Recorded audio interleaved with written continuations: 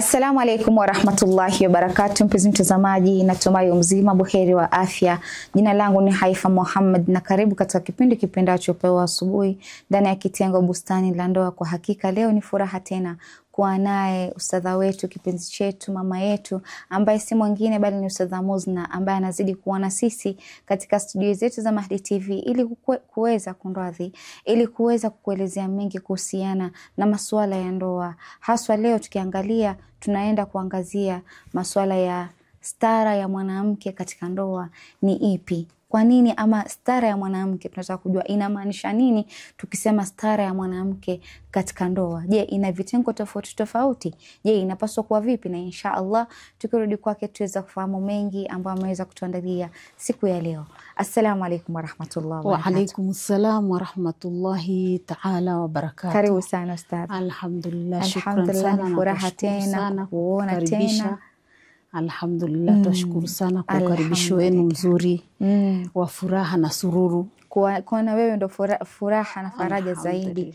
Tunapata kufahamu mengi, tunapata kusoma mengi, kujifunza mengi, kurekebisha mahali tunapokosea, kwa sababu binadamu hatuishi kukosea. Lakini kila siku tunamuomba Mwenyezi Mungu atupe uwezo kwa ile subra kustahimili kila mtihani ambao Mwenyezi Mungu anatupa. Amin inshallah. Bismillah. A'udhu billahi minash shaitani rajim. Bismillahir rahmanir rahim. Wassalatu wassalamu ala sayyidina Muhammad wa ala alihi at-tayyibin at-tahirin. Allahumma salli ala Muhammad wa ali Muhammad. Rabbi shrah li sadri wa yassir li amri wahlul 'uqdatam min lisani yafqahu qawli. Allahumma salli ala Muhammad wa ali Muhammad wa ajil faraja. Nashukuru sana kwa hii fursa ambayo umenipa, na kutokana na mazungumzo ambayo tumekuwa tukizungumzia kama mlivyoelezewa na mwanangu au muendesha kipindi ambaye ni dada Haifa Muhammad, na inshallah Mwenyezi Mungu amjalie kila la kheri. Amin. Kwa vipindi ambavyo anavyoviendesha na ambavyo ndivyo ambavyo ni vya msingi katika maisha. Na tulizungumzia sana suala la mambo ya ndoa. Hakika. Tokea pale mwanzo katika haya mazungumzo yetu yalikuwa ni mambo ambayo yanahusiana na mambo ya ndoa, na ndo hayo tunataka kuendelea. Na kwa sasa tumefikia marhala ambayo tunasema sitara. Ndiyo. Na tukizungumzia kuhusu sitara, kabla sijaingia katika mazungumzo yenyewe ya mambo ya sitara, tutaangalia Mwenyezi Mungu Subhanahu wa Ta'ala anatuambia nini katika kitabu chake kitukufu. Mwenyezi Mungu anasema katika suratul Baqara aya 187. Anasema baada a'udhu billahi minash shaitani rajim, hunna libasun lakum wa antum libasun lahunna. Naam, madhumuni ya aya. Kwanza tuangalie ndani yake kuna kitu kimeitwa libasun. Libasun bimaana nguo, vazi ambalo tunavaa. Ili sababu la kuvaa lile vazi, sababu yake ni nini? Ili liweze kutusitiri. Ili liweze kusitiri mili yetu. Ili liweze kusitiri ule uchi wetu. Sasa hapa tukiangalia Mwenyezi Mungu ametuainishia maana ya wanandoa, maana ya mtu kumstiri mwenzake. Ndiyo. Yani kabla sisi wenyewe kwa kutumia akili zetu sisi wenyewe na kupiga mahesabu yetu, tunamuona Mwenyezi Mungu Subhanahu wa Ta'ala ametupa mwanga au mwongozo. Ametupa mwongozo wa kuonyesha nini maana ya kusitiriana. Yani tusitiriane kutokana na mambo yapi ambayo tunasitiriana. Kuna mambo mengi sana ambayo tunaweza tukasema mume anaweza kuwa ni libasu lahunna. Na mke anaweza kuwa libasun lakum. Na mke anaweza kuwa libasun lakum. Na yote imewekwa pande zote mbili. Naona tumeambiwa hunna libasun lakum wa antum libasun lahunna. Naona nyinyi ni vazi lao na wao ni vazi lenu. Ndiyo. Hakusema sisi, manake mara nyingi tunaangalia tu kwa upande, kiukweli tunaegemea zaidi kuangalia mwanamke anatakiwa atekeleze haya, anatekeleze, yani majukumu yote, kana kwamba majukumu yote ni ya mwanamke. Yani katika kumridhisha mume, yani inachukuliwa mume ndio yani chanzo asili cha kuridhishwa. Ndiyo. Chanzo asili cha ambaye anatakiwa aridhishwe. Wakati wote wawili wanatakiwa wafanye nini? Wawe ni wenye kuridhisha kila mmoja wao. Baina yao wote wawili wanatakiwa wawe ni wenye kuridhishana. Hamna yeyote ambaye unaambiwa yani Mwenyezi Mungu hajaegemea pande yoyote.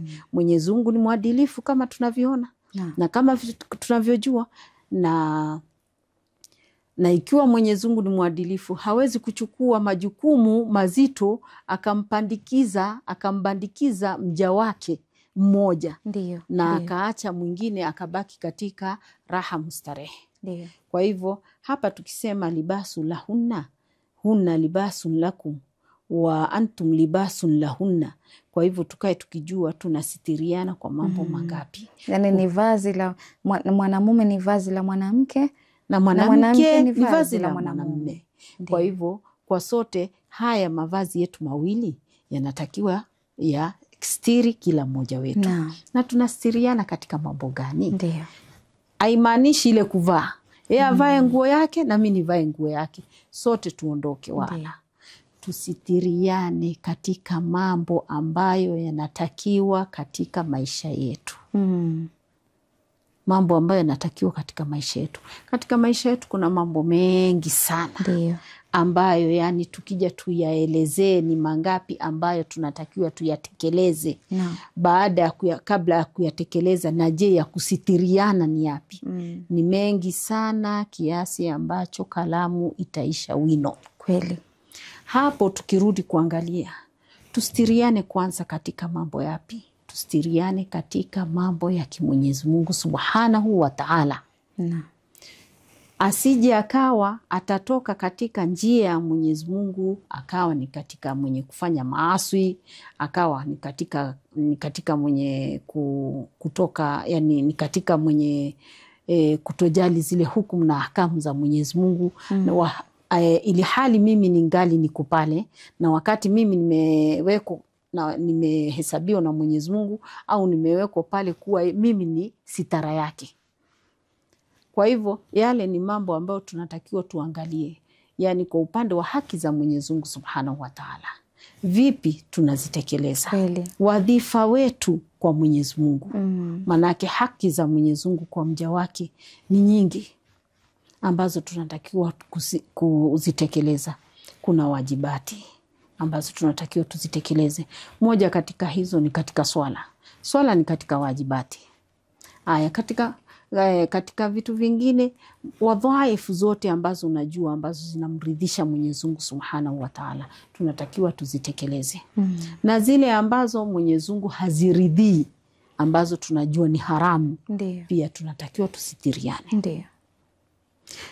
Isije ikawa kisababu cha huyu mume au mke atafanya jambo la haramu kutokana na yale ambayo mume wake hakuyatilia mkazo, au akawa ni mwenye kuyapuuza. Mume kama tunavyojua kwa kweli ni nguzo katika nyumba. Kweli. Akiwa ni nguzo katika nyumba, nyumba je itakuwa ni yenye kutetemeka? Haitakuwa ni yenye kutetemeka, wala haitapatwa na zilzala yoyote ya kimaisha. Ndio maana mwanamke anapotafuta mwanamume wa kuwa naye katika maisha, lazima atafute kiongozi ambaye atamuongoza, atamwelekeza, kwa sababu mwanamke ni kiumbe dhaifu, na bila muongozo sahihi basi atapotea. Kweli atapotea. Na hapo kwanza tuangalie huyu mwanamke ambaye ni kiumbe dhaifu, ni dhaifu kwa upande gani? Hasa pale ukishajua udhaifu wake uko wapi. Manake hakuna mtu, kama ulivyotangulia kusema, hakuna mtu ambaye hana mapungufu. Kweli. Kila mmoja wetu ana mapungufu. Ndio. Kwa hivyo tunaposema kusaidizana, sisi mwanamume awe ni nguzo, yani mwanamume awe yani ana msimamo katika mambo yake. Ndio. Na msimamo sio msimamo ambao unaleta hofu katika familia yake, katika moyo wa mke wake. Yani tukisema kuwa yeye ni nguzo, sio kuwa yeye ni simba. Ndio.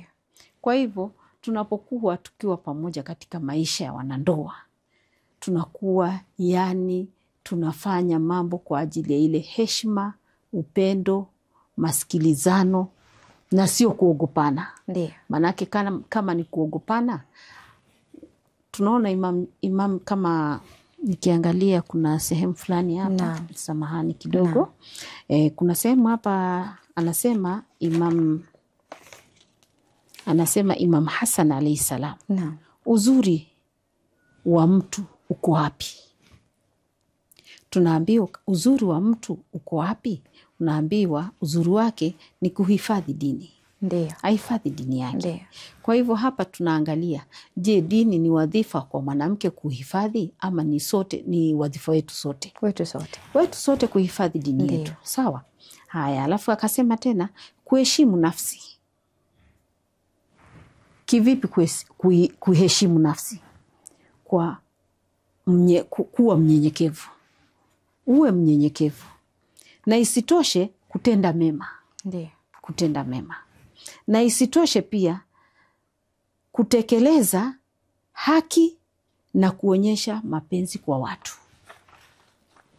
Mashaallah. Tuwe wanyenyekevu, tutekeleze haki. Ndio. Tuonyeshe na mapenzi kwa watu. Ndio. Na ndio pale ya katika kipindi chetu cha mwanzo tulisema kuna ndani yake wajaala bainakum mawaddatan wa rahma. Sasa ikiwa unaenda kuonyesha hapa, tumeambiwa na Imam Hassan alayhi salam, anatuambia na kuonyesha mapenzi. Kwa nani? Kwa watu. Ndio. Ikiwa una uwezo wa kupitiliza mapenzi yako hadi ikafika kwa watu, je, yule ambaye akona ulawiyat ya kuonyesha mapenzi, je, yeye anatakiwa aonyeshe mapenzi kiasi gani? Anatakiwa aonyeshe mapenzi ya hali ya juu. Ndio. Manake mapenzi yako kuonyesha dharfiyati yako ni ya hali ya juu. Ya mapenzi ulionayo yani yamejaa kwenye ile dharfi. Yani haiko tupu. Na hiyo inafikia hadi kukiwa na ile rahma, kama vile tumesema muada na rahma. Rahma. Kukiwa na ile rahma, hurumiana, mapenzi yatafika. Kwa sababu ukiwa kama unamhurumia mwenzako, yani hurma kwa vile kwamba umekuwa na huyu mwenzi wako, umempenda kwa sababu ya Mwenyezi Mungu. Kabisa, umempenda kwa sababu ya Allah. Hujampenda kwa sababu ya mimi binafsi ni mzuri. Uzuri huisha. Uzuri unapoisha na binadamu hajafa hajaubika. Hauwezi jua mimi nitaangukia wapi, nitapata ajali, minaudhu billah. Naudhu billah, nikapatwa na ulemavu. Kabisa. Na wakati nilikuwa nikitembea nikiwa na yeye na dunda. Nikitembea natembea yani mashallah imara. Ndio kwa mwendo ule ambao unatakiwa kwa mwanamke wa Kiislamu. Mwendo wa aste. Mwendo wa naam. Sasa akikutizama pale, mwendo ule ambao ulikuwa uko nao umeshabadilika. Kweli. So ule mwendo tena. Kwa hivyo pale tunaangaliana, je, mapenzi yako ilikuwa kwa ajili ya dhahiri yangu au mapenzi yako ilikuwa ni ya kidhahiria au ilikuwa mpaka ndani ya moyoni mwako? Ndio. Hasa kama ulikuwa unanipenda kweli kwa dhati. Mapenzi ya kidhati. Mapenzi ya dhati. Mapenzi ya dhati ndio kama pale mwanzo tulitangulia kusema. Akiondoka unakaa ukimpigia simu. Hofu. Mara nakwambia, jamani ujui niko kazini. Inabidi kuongea, jamani ujui niko kazini. Basi tu nilikuwa nakujulia. Kumbe hali kule moyo wake moyo wake unampiga akimkumbuka mwenzi wake, kipenzi chake, ampendaye. Na mambo kama yale kiukweli tunaweza tukasema kuna watu ambao wana ile jura ama nguvu ya kudhihirisha. Na kuna mwingine anakuja ananyamazia. Kweli. Ananyamazia moyoni. Sio wote ambao wako na ile nafasi ya kusema mimi nitadhihirisha mahaba yangu wa mtu fulani. Na wakati Uislamu unatuambia na unatuamrisha kudhihirisha mapenzi yetu kwa mtu na mume wake. Na kudhihirisha hadi kwa upande wa wanasema bilisan, unaonyesha kwa lisan, kwa maongezi yako, kwa mazungumzo yako, kwa dhahiri yako, matendo yako yale ambayo yanazunguka ndani ya ile nyumba. Haionyeshi ile, inaonyesha mapenzi ama upendo ulionao kwa yule mwenzako. Na ndio maana katika Waswahili wanakuambia maneno matamu umtoa nyoka pangoni, kwa sababu ya ile ulimi wako unaotumia vipi.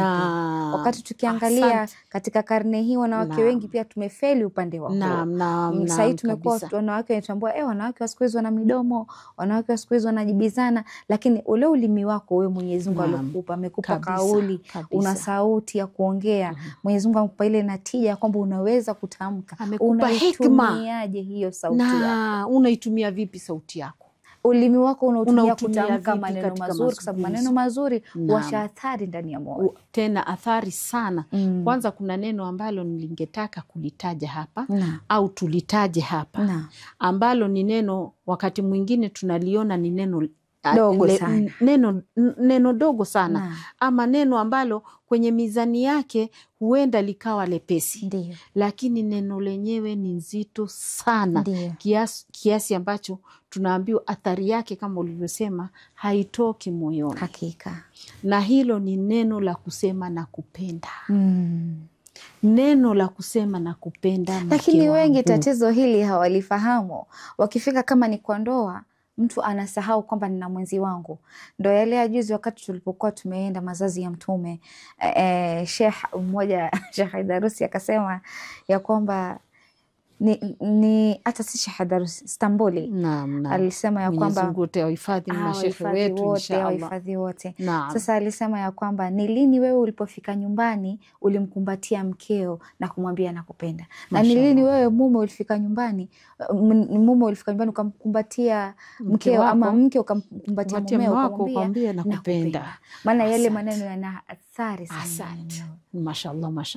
Na ndio hiyo tukasema kwenye mizani na athari zake. Kwenye mizani tunaona nyepesi. Mimi kuambia mwanangu Haifa nakupenda.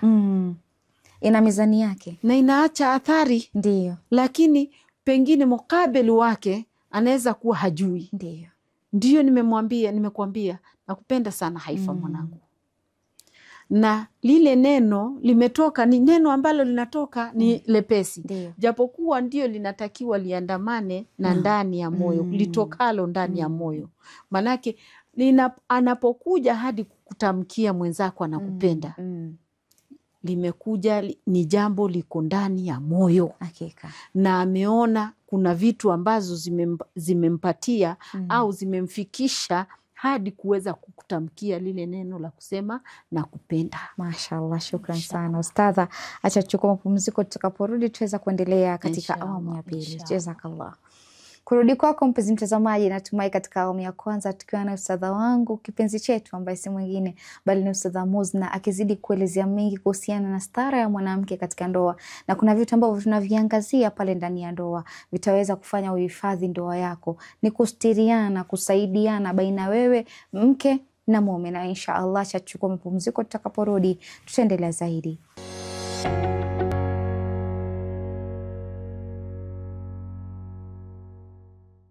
Assalamu alaikum warahmatullahi wabarakatuh. Mpenzi mtazamaji, karibu tena katika awamu ya pili ya kipindi kipendacho Pewa Asubuhi ndani ya kitengo Bustani la Ndoa, tukiwa naye ustadha wetu kipenzi chetu Ustadha Muzna ndani ya studio zetu.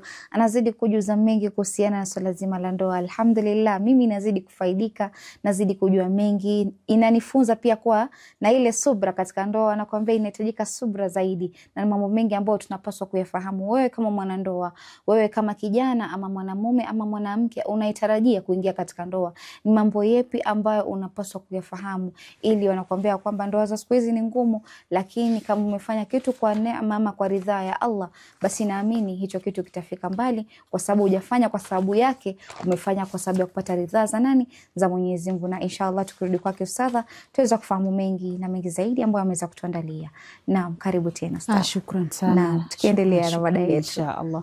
Naam, katika kuendelea au kuunganisha mazungumzo yetu, ambapo tumefikia marhala ya mambo ambayo tumesema hapa, ni jambo ambalo linakuwa pengine wengi wetu tunaliona ni gumu kutoka katika kulitoa mdomoni. Na jambo hili unaweza kumwambia mwenzako akakwambia pengine mimi uona haya. Mimi uona haya. Unaona haya nini kwa mtu ambaye umpendaye na ambaye ndiye umemchagua katika kutoka ulimwengu wote? Amna cha haya kwa mtu na mume wake. Na jambo hili ndilo ambalo linazidi kuzorotesha maisha, inalete ndoa ya watu inafifia.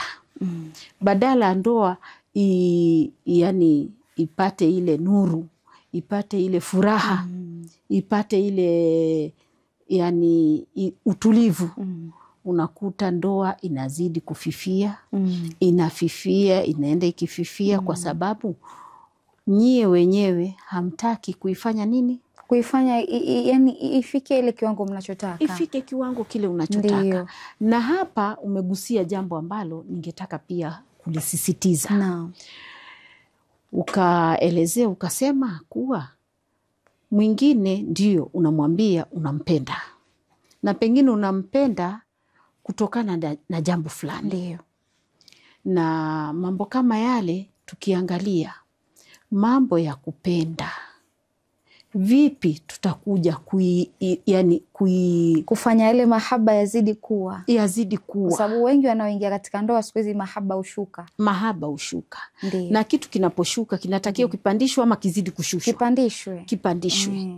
Haya, na ukija kusema kuwa mimi nakupenda, ukamtamkia mwenzako nakupenda, hivi tu ukatoka tu ukamwangalia kwa jicho la kweli, na jicho ambalo linaonyesha kweli, limesema, jicho linasema na linashuhudia kweli mimi nakupenda. Mdomo uliotamka ama maneno yaliyotoka mdomoni ikadhibitisha kuwa kweli yametoka moyoni. Najua haya ni mambo ambayo tunatakiwa tuyazingatie sana. Manake mambo mengi tukiangalia sisi wenyewe, kusema kuwa mtu anakupenda, tumekuwa na kitu kinachoitwa na mwenzangu hajaniambia. Mimi mwenzangu mbona haniambii? Na ndio hiyo kuwekeana dauru. Tunawekeana dauru ni kana kwamba zamu kwa zamu. Kwa hivyo wewe ni zamu yako kuniambia unanipenda. Kweli. Hasa mimi kila wakati ninakaa nikisubiria mwenzangu ndiye aniambie kuwa ananipenda. Mimi pia nampenda na yeye kwa kweli ananipenda. Lakini hapa tuko katika kuzungushana, tunazunguka. Tuone nani wa kwanza atasema. Sasa hili ndilo jambo ambalo linatusumbua. Linavunja. Na hii subiria. Wanasema subiria. Wakati mwingine subiria si nzuri. Ndio hivyo. Unaweza kuwa unasubiria unasema nasubiria na kumbe jambo ulitakikana uliseme. Ndio. Subiri kesho. Ndio. Subiri kesho. Ndio. Hii subiri kesho, unakuta mambo yamezidi kuzoroteka. Ndio. Na haya mambo ambayo tunasema mtu kufikia marhala kumwambia mwenzake nakupenda, kweli ni marhala ya hali ya juu. Ni marhala ambayo ni ya hali ya juu, imefikia mapenzi ya hali ya juu. Ndiyo. Hadi mwenzako kukutamkia kwa kweli nakupenda. Ni kama pia neno lingine ambalo huwa linachukuliwa kimzaha, kando kwamba na ili nakupenda, neno samahani. Asante. Ili neno samahani kwa wanandoa ni zito sana wao kulisema wanapokosana. na ni neno dogo lakini lina athari kubwa. Kabisa kabisa. Hakuna mwanamke ambaye utakosa kumwambia samahani akose kurudi chini. Mashallah. Kwa sababu ni wote pande mbili. Kama mke amekosea ni jukumu lake kusema samahani. Naam. Kama ni mume jukumu lake kusema samahani. Naam. Haitakaa vizuri wakati wanandoa wawili katika ndoa hawaongei. Wanalala kitanda kimoja. Alafu wote wamekasirikiana. Haujui ya Mungu ni mengi. Je, kesho yake huyu mwenzi wako nini ndo hivyo Mungu ashapanga amerudi kwa Allah. Ulikataa kuongea na yeye. Ulikataa kumuomba msamaha. Sawa, kuna ile labda kuna mwenye hajui mimi nitamuomba vipi msamaha. Sasa lazima kuwe na mmoja pale mwerevu ambaye ataanzisha yale mazungumzo. Ndo mambo yarudi katika mstari uliosawia. Ila la sivyo panakuwa pako na gap kubwa sana kati ya hili neno. Ni kweli kunakuwa na pengo kubwa ambalo linatokea. Na hapa pia ningetaka pia kuongezea mazungumzo ambayo umeyazungumzia kuhusu mambo ya msamaha. Na ndio japokuwa ndio tumetoka kidogo kwenye ile mazungumzo yetu, lakini ndio hivyo, milango ya kheri ikifungua ya kheri ndio baraka. Manake kama ulivyosema pale, kuna kitu ambacho kinaitwa msamaha. Msamaha baina ya wanandoa. Hapa tuangalie, kuna viumbe viwili Mwenyezi Mungu ametujalia na akatumba tukakuwa nafsi moja. Lakini kuna vitu ambavyo viko tofauti katika maumbile. Maumbile ya mwanamke, yeye ni mwenye huruma na mwenye utufia, yani ni atifia, mwenye huruma. Na mwanamme ameumbwa ndio kuitwa mwanamme, ana sifa za mwanamme. Na hapa tukija kuangalia, kuna kitu kinachoitwa hiyo kama ulivyosema msamaha. Mwanamke anaweza kusema na kuomba mume wangu nisamehe. Lakini mwanamme kuja kusema na kuomba mke wangu nisamehe. Yani hapa tuangalie sana na tuyazingatie. Sisemi kuwa mwanamme haombi msamaha. Na mwanamme hahitaji kuomba msamaha. Mwanamme pia kama vile yeye pia ni binadamu. Na yeye pia anakosea. Anatakiwa pia aombe msamaha. Lakini msamaha kwa njia gani? Mwanamme ana kitu kinaitwa ghururi. Mwanamme yani anakuwa hawezi kukutamkia ile mimi na kuomba mke wangu msamaha. Tena pale pale sehemu ile wewe umemwambia leo hii ulinikosea na ulinifanyia na unaendelea kunifanyia na siku zote umekuwa ukinifanyia naomba nataka sasa hivi uniombe msamaha. Na tulivyo wanawake tena njia za kuombeana msamaha, njia zipi tunatakiwa tuzitumie ili tupate msamaha. Na so kila tamko la msamaha linaweza kuwa ni msamaha. Naamini hii itakuwa mada nzuri ya kivyake insha Allah. Kwa sababu inakaa ni mada ambayo inaweza kuwa ni ya kuonyesha pia jinsi gani watu wanaweza hakikisha kwamba msamaha unakuwa na natija pale ndani ya ndoa. Insha Allah tukiendelea mada yetu insha Allah. Kwa hivyo mambo mengine anaweza kuwa mwanamume akayafanya lakini hakutamka samahani. Lakini ikaonyesha kweli mume wangu hapa ameonyesha kweli kuna ikhtilafu zilikuwa zimetokea na amependa tuzisuluhishe. Lakini amependa tuzisuluhishe kwa njia gani? Na njia alokuja nayo, yani vile alivyokuja, pengine amekuja na kitu ambacho sikuwa nikitarajia. Siku hiyo pengine tulikuwa ndani ya nyumba, kuna kitu fulani tulikuwa tuna upungufu nacho, na kwa alhamdulillah kwa baraka zake Mwenyezi Mungu, yeye hiyo siku ametaka kunifurahisha kwa hilo jambo. So kwa hivyo anapokuja na lile kile kitu ambacho amekujia nacho, hapo na wewe pia unatakiwa uwe na wisdom ama uwe na hekima, ukae ukijua toka jana namwambie aniombe msamaha, hajaniomba msamaha. Wakati mwingine sio lazima atamke msamaha. Mambo yale anakuonyesha pengine ametoka pale akapika chai yake na akakuletea na chai. Kakuwekea pale. Hata kama hakukwambia karibu mke wangu. Wewe mara nyingi pengine ndio lugha ambayo mwanamke anatakiwa atumie ni lugha ambazo ni za atifia, za huruma, laini kama ulivyosema, maneno matamu yanamtoa nani? Nyoka pangoni. Mwanamke hizo ni sifa anatakiwa awe nazo. Awe na kitu ambacho kinaitwa aina maharati. Maharati ni tajruba ya vitu ambazo we mwenye unaangalia, mpangilio wa nyumba, mpangilio wa mapishi, mpangilio wa kukaa na mume wako, mpangilio wa mambo mengi unatakiwa uwe nayo. Na je, wakati gani mwanamume, kama tulivyosema, mwanamume yeye sio mtu ambaye tunaweza kumlinganisha tukasema lazima mwanamume awe kama mwanamke. Ninavyotamka samahani naye pia aje nitamkie samahani. Mambo mengi sisi wenyewe tunaweza tukayahesabu kuwa ameomba msamaha bila yeye kutamka msamahani. Na isitoshe mwanamume akiwa katika, mwanamke anatakiwa amjue mume wake. Umjue mume wako kidhati. Na akimfahamu vizuri, ataweza kuendana naye vilivyo. Ndiyo. Manake kuna sifa ziko kwa wanawake na haziko kwa wanaume. Kweli. Na kuna sifa ziko kwa wanaume na hizo sifa haziko kwa wanawake. Kweli. Wanawake upande mwingine, sisemi wote. Kuna wanawake wengine kiukweli, yani kimaumbile, Mwenyezi Mungu Subhanahu wa Ta'ala ameumba waja wake, kila mtu na tabia yake, kila mtu na sura yake, kila mtu na mwendo wake, kila mtu na tabia yake. Japokuwa Mwenyezi Mungu ametuumba katika ahsanul khalq, inna khalaqnakum fi ahsanil khalq.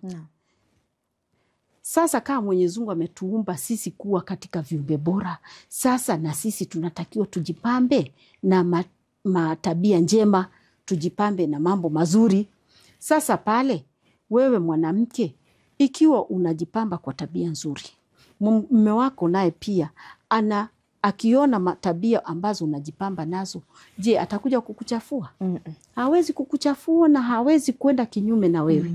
Kulingana na vile ameona mwanamke mwaminifu, mwanamke mwenye kujistiri, mwanamke mwenye kustiri maisha yake, mwanamke mwenye anasitiri nyumba yake. Kwanza itakuwa vigumu sana yule mwanamume kusema anatoka nje labda kwenda kuelezea mahali, kwa sababu ana ule kwamba mke wangu yuko hivi, atakuwa na ile wivu na mke wake. Na ndio hiyo tunaambiwa mwanamume lazima awe na ghera kabisa. Na ghera, mwanamume akikosa amekosa kitu kikubwa sana. Na ndio hapo tunaambiwa mwanamume, hiyo ni bahati nyingine na tutaizungumzia. Kuwa na ghera ina mambo mengi ndani yake. Na ni katika sifa za mwanamume kuwa na ghera. Na mwanamke, mume ana ghera na mke ana wivu. Ndiyo. Naona? Mke ana wivu. Akimuona mwanamume anamtizama mwanamke macho mara mbili, mara tatu, hapo ndo anabadilika. Hapo ndo unakuja unafahamu sasa ndio hii bahati tulikuwa tunataka tuiweke kando. Wakati mwingine tuje kama Mwenyezi Mungu akitujalia umri na afya na nguvu na tupate kuizungumzia. Manake yani ghera ya mwanamume, unaambiwa ghera ya mwanamume kama sijakosea, ghera ya mwanamume ni ibada. Lakini wivu wa mwanamke ni shirki. Na ni mada kubwa sana. Ni shirki, samahani, ni dhambi. Ni dhambi kama sijakosea. Yani wivu wa mwanamke inakuwa, wewe angalia wivu wa mwanamke, unamtoa katika ile misingi ya dini. Kweli. Wivu wa mwanamke wivu wa wanawake unatutoa katika misingi. Kuna mmoja alisema wivu ukizidi kuwa sana, sasa ni uchawi. Marhala, unajua marhala ya uchawi. Sasa hapo ni marhala zingine. Yani walieka, na Mwenyezi Mungu ametuepusha nayo. Tunatakiwa tuombeane dua nzuri na tumtegemee Mwenyezi Mungu Subhanahu wa Ta'ala. Manake hizo ni vitu ambazo hazina athari yoyote katika nguvu zake Mwenyezi Mungu Subhanahu wa Ta'ala, inshallah. Inshallah. Shukran sana ustadha wangu kwa kuweza kuwa na mimi kuanzia mwanzo hadi mwisho. Naamini tutaweza kukutana zaidi, kuweza kufahamu mengi ambao umeweza kuyaangazia. Alhamdulillah, Allah akupe afya, akupe nuri, akupe riziki, akupe kila kitu ambacho unachohitaji ili uzidi kutuelimisha zaidi inshallah. Shukran sana. Amina. Kurudi kwako mpenzi mtazamaji, natumai katika awamu ya pili tukiwa na Ustadha Muzna ambaye amezidi kukujuza mengi na amekuelezea mengi kuhusiana na stara ya mwanamke katika ndoa, na bado hatujamaliza kwa sababu ni mada ndefu sana. Naamini tutaweza kufahamu mengi zaidi kupitia kwake na kuweza kusoma, haswa wewe mwanamke unaitaka kuingia katika ndoa. Kuna vitu unapaswa kuvijua.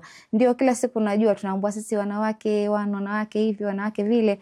Ni kwa sababu gani? Mwanamke pia ni nguzo katika malezi ya mtoto, na wewe pia ukiwa mwanamke mwema, basi naamini familia yako itakuwa njema.